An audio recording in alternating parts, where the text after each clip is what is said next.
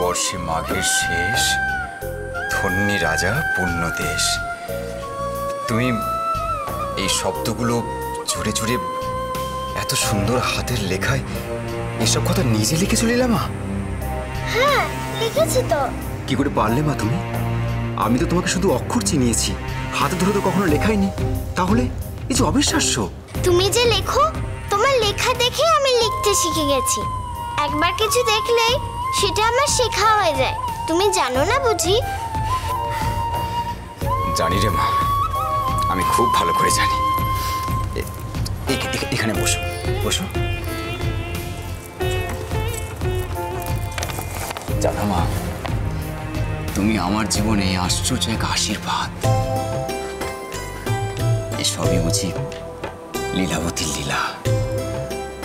আচ্ছা মা, তুমি যে এত সুন্দর একটা ছড়া লিখেছো, কে শিখিয়েছে তোমাকে? আমি নিজেই বানিয়েছি বাবা। নিজে নিজেই? এই যে স্বয়ং বাকসিদ্ধা। হ্যাঁ গো বাবা, আমার মনে হলো বাগদেবী সরস্বতী ঠাকুরই যেন আমাকে দিয়ে এটা লিখিয়ে নিলেন। এই ছড়ার মানে তুমি জানো?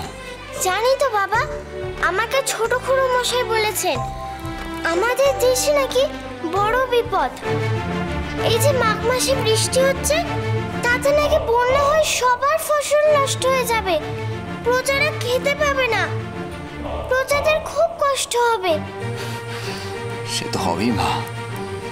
তা ওদের কষ্ট নিয়ে তোমার খুব চিন্তা হয় বুঝি?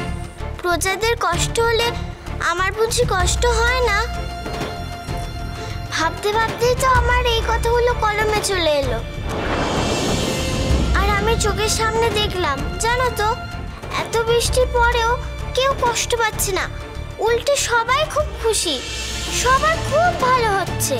হ্যাঁ গো বাবা, আমি দেখলাম শীতের শুকনো মাটি সরস হচ্ছে, গাছের গোড়ায় জল পাচ্ছে, নদী নালা খাল বিল সব জলে ভরে উঠেছে, আর মাছরা তাতে খেলা করছে। প্রজারা সবাই খুশি। আর বাবা, তুমিও খুশি। প্রজারা সবাই তোমার নামে জয় জয়কার করছে।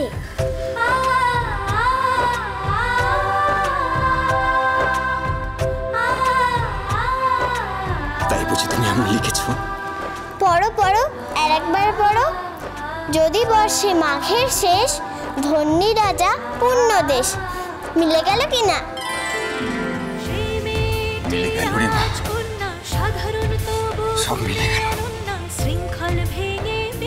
তুই যা বললি সবই তো লেখা আছে, কিন্তু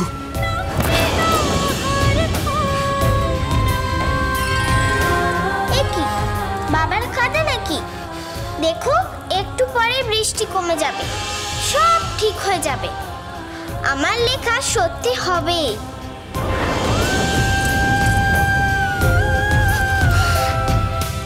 তাই যেন হয় রে মা, তোর কথা যেন অক্ষরে অক্ষরে মিলে যায়। তাই যেন। খনার কাহিনী, সোম থেকে শনি সন্ধ্যে 7:30টায়, আকাশ 8-এ।